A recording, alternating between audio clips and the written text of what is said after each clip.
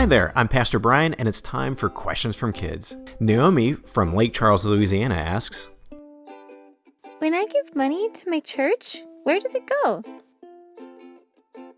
Good question, Naomi. In today's Bible story, we saw that Ananias and Sapphira lied about their gift of what they gave to the church.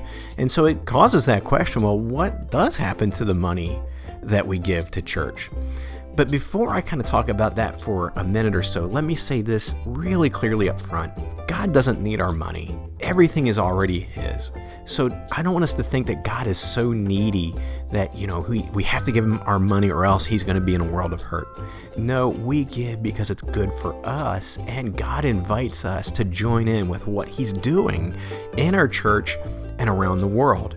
And so that's really what giving to church is all about. Where does that money go? Well, it goes to support all the ministries of your church, all the ministries it does for adults and teenagers and kids and preschoolers to grow in our faith, to serve our communities and share the gospel around the world. Think about it. Even something as simple as turning the lights on and paying for that utility bill, helping to pay for your pastor's salary so that he can continue to serve faithfully, to think about the curriculum that you have, like the Gospel Project. All these things cost money, and you giving to the church helps support all of that. So this is why giving is an act of worship. We should give as a way to tell Jesus we love Him and we value Him.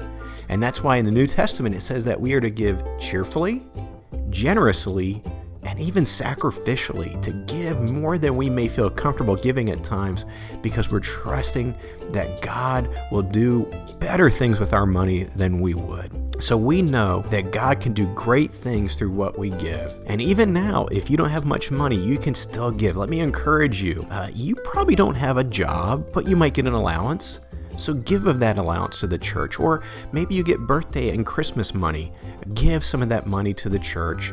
It's not the amount that matters, but the heart behind it that matters. And I want you to experience the joy of investing your money as well as your time and your energy into the great things God is doing through your local church. So here's a question back for you.